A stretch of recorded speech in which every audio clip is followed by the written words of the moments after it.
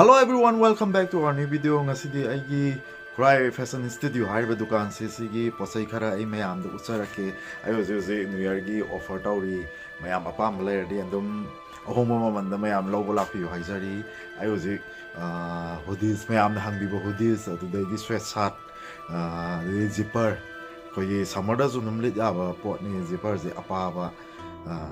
ayo je mathang mari ucharake mayam Yengminarase mayam Mayam hai tam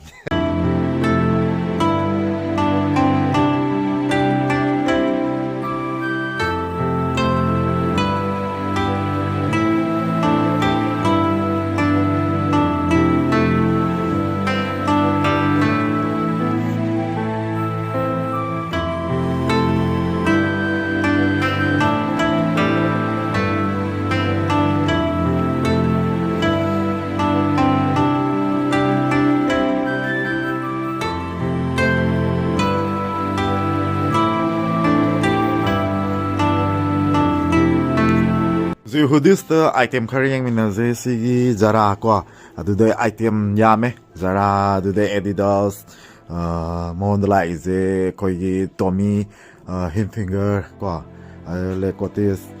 adu the Puma lo yame adu my price andum kanotor jo CK sida jo CK yaure phar yawi adu si aina magi price se sumna tagi Chawai Kai the Chawai Kai Tazay si offer ni mayam dum athupada dum lakpiyo kanota wanatra di poche phangoroi hek aina si video je thagal fa mayam khangmo atungina mayam ni jar launa kini fast come fast chance tu ni aduna mayam yaraga di dum video je thengna baga lobi bla sida chen chingba hodi sina sumna gi mana price kare heliko chen yawani na mana hel haisi only 650 market ka di am khetna re ai price aduga sida CK the for yaw ba ju 550 only adu kisi Zara da su lai re Zara da su 550 adu ki sona kan Puma da su sida yaw re aduga sweatshirt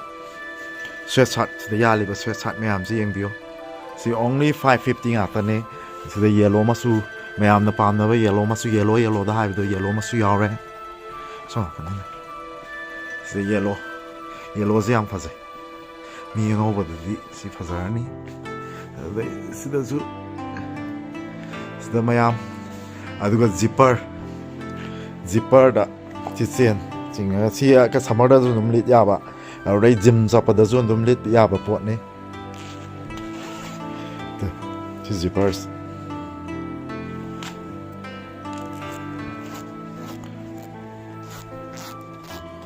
aduga sida so ayu sarake sida si dress suit ne Adidas ki dress suit se sida manung de so athaba yawe sumnagi sida price e aina piri je only 1300 kitang ni ki set oina manung de so athaba si wool oga aduga my price e only 1300 kitang ni aduga sigi se sweatshirt se jo 550 Zara Zara CK yawe already Nike green masu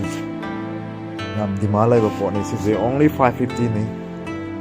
so nakanda aduga sida ju sweatshirt da sisna koi gi apa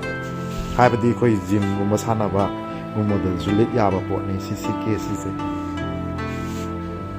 aduga khangau du ju ai ucharake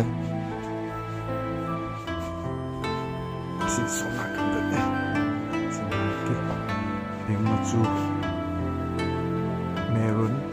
blue, green, yellow, green, light green.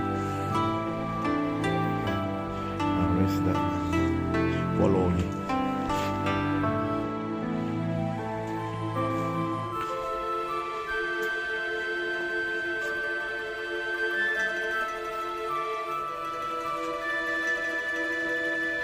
Aduga khangau da su koi gi nupa zu dum yare nupa nupi dum si khangau su yembiyo mayam apam yardi stretchable way ko se pa da koi gi mon the size lai roi koi stretchable way ba ꯄꯣꯠꯁꯦ ꯆꯤꯡꯊꯣꯛ ꯆꯤꯡꯁꯤꯟ ꯌꯥꯕ ꯑꯗꯨꯗꯩ ꯐꯤꯂꯥꯒꯤ ꯁꯤ ꯃꯆꯨꯁꯤꯁꯨ ꯐꯖꯕ ꯑꯃ ꯀꯝꯕꯥꯏꯅꯦꯁꯟꯁꯦ ꯌꯦꯡꯉꯨ ꯕ꯭ꯂꯦꯛꯀ ꯌꯦꯜꯂꯣꯒꯅꯤ ꯑꯗꯨꯗꯒꯤ ꯁꯤ ꯇꯣꯃꯤ ꯖꯦꯀꯦꯠꯁꯦ ꯁꯤꯁꯦ ꯀꯩꯅꯣꯅꯦ ꯁꯨꯝꯅꯒꯤ ꯐꯔꯁꯨ ꯌꯥꯎꯏꯀꯣ ꯃꯅꯨꯡꯗ ꯐꯔ ꯑꯣꯏ ꯁꯤꯁꯦ ꯑꯣꯡꯂꯤ 800ꯅꯤ ꯑꯩꯅ ꯄꯤꯔꯤꯁꯦ ꯁꯤꯗꯁꯨ ꯌꯥꯎꯔꯦ ꯇꯣꯃꯤꯒꯤ ꯀꯣ ꯑꯗꯨꯒ ꯁꯤꯗ ꯅꯥꯏꯛꯀꯤ ꯁꯤꯁꯨ ꯐꯔ ꯌꯥꯎꯕꯅꯦ ꯐꯔ ꯌꯥꯎꯕꯗ ꯅꯥꯏꯛꯀꯤ ꯑꯣꯡꯂꯤ 800ꯅꯤ ꯑꯗꯨ ꯃꯌꯥꯝ ꯑꯣꯐꯔꯁꯤꯒꯤ ꯈꯨꯗꯣꯡꯆꯥꯕꯗꯣ ꯃꯌꯥꯝ ꯂꯧꯕꯤꯍꯧꯋꯣ ꯁꯤ ꯑꯩꯅ ꯑꯣꯐꯔ ꯇꯧꯔꯤꯉꯩꯁꯤꯗ ꯃꯌꯥꯝ ꯑꯄꯥꯝꯕꯗꯣ ꯂꯥꯛꯑꯒ ꯈꯟꯕꯤꯍꯧꯋꯣ ꯅꯠꯇ꯭ꯔꯗꯤ ꯀꯨꯏꯅ ꯚꯤꯗꯤꯑꯣꯁꯦ ꯊꯦꯡꯅꯩ ꯍꯥꯏꯕ ꯃꯤꯗꯣ ꯑꯗꯨ ꯁꯤ ꯑꯄꯥꯝꯕ ꯄꯣꯠꯁꯤꯡꯁꯦ ꯊꯦꯡꯅꯍꯧꯗꯕꯁꯨ ꯌꯥꯏ ꯀꯣꯟꯅ ꯑꯃꯨꯛ ꯋꯥꯔꯧꯍꯧꯕꯁꯨ ꯌꯥꯏ ꯑꯗꯨꯅ ꯚꯤꯗꯤꯑꯣꯁꯦ ꯍꯦꯛ ꯎꯕꯒ ꯑꯗꯨꯝ ꯑꯍꯣꯡꯕ ꯃꯃꯜꯁꯦ ꯃꯌꯥꯝ ꯁꯣꯝꯒꯤ ꯈꯨꯠꯇ ꯂꯣꯏ ꯁꯤꯟꯅꯖꯒꯦ ꯑꯗꯨ ꯃꯌꯥꯝ ꯌꯥꯔꯒꯗꯤ ꯑꯊꯨꯕ ꯃꯇꯝꯗ ꯑꯩꯒꯤ ꯑꯩꯒꯤ ꯂꯣꯀꯦꯁꯟ ꯑꯩꯒꯤ ꯖꯒꯥꯅ ꯈꯨꯔꯥꯏ ꯅꯥꯟꯗꯕꯝ ꯂꯩꯀꯥꯏ ꯅꯤꯌꯔ ꯁꯂꯥꯝꯊꯣꯡ ꯍꯥꯏꯅ ꯑꯩꯒꯤ ꯀꯩꯅꯣꯗꯁꯨ ꯂꯩꯕꯅꯦ ꯑꯗꯨꯒ ꯑꯩ ꯁꯥꯏꯟꯕꯣꯔꯗ ꯑꯣꯏꯅ ꯈꯨꯔꯥꯏ ꯐꯦꯁꯟ ꯁ꯭ꯇꯨꯗꯤꯑꯣꯅ ꯕꯣꯌꯥꯏ ꯐꯔꯅꯤꯆꯔ ꯅ ꯑꯦꯔꯣ ꯄꯤꯔꯒ ꯑꯗꯨꯝ ꯑꯩꯈꯣꯏꯒꯤ ꯁꯂꯥꯝꯊꯣꯡꯗꯒꯤ ꯈꯤꯇꯪ ꯍꯥꯏꯊꯔꯒ ꯖꯒꯥ ꯍꯥꯏꯇꯥꯔꯦ ꯄꯥꯡꯒꯩ ꯔꯣꯗꯇꯨꯗ ꯈꯤꯇꯪ ꯆꯠꯂꯒ ꯕꯣꯌꯥꯏ ꯐꯔꯅꯤꯆꯔ ꯑꯗꯨꯗꯩ ꯈꯨꯔꯥꯏ ꯐꯦꯁꯟ ꯁ꯭ꯇꯨꯗꯤꯑꯣꯅ ꯋꯦ 2ꯅ ꯂꯩꯔꯝꯅꯤ ꯑꯗꯨ ꯂꯩꯔ ꯀꯣꯏꯔꯥꯁ ꯊꯥꯗꯕ ꯂꯩꯔꯛꯇꯣ ꯑꯗꯨꯗ ꯑꯗꯨꯝ ꯊꯧꯖꯟꯕꯤꯔꯛꯑꯣ ꯑꯗꯨꯒ ꯁꯥꯏꯟꯕꯣꯔꯗꯀꯤ ꯃꯇꯨꯡ ꯏꯟꯅ ꯊꯧꯖꯜꯂꯒ ꯂꯥꯁꯇ ꯁꯥꯏꯟꯕꯣꯔꯗ ꯑꯆꯧꯕ ꯑꯃ ꯊꯦꯡꯅꯅꯤ ꯑꯗꯨꯒꯤ ꯖꯒꯥꯗꯨꯗ ꯑꯩꯒꯤ ꯑꯩ ꯌꯨꯝꯃꯛꯇ ꯇꯧꯖꯕꯅꯤ ꯑꯗꯨ ꯃꯌꯥꯝ ꯅꯨꯡꯁꯤꯕꯤꯗꯨꯅ ꯂꯥꯛꯄꯤꯌꯣ ꯑꯩ ꯁꯣꯏꯗꯅ ꯑꯩ ꯋꯦꯜꯀꯝ ꯇꯧꯖꯒꯦ ꯃꯌꯥꯝꯁꯨ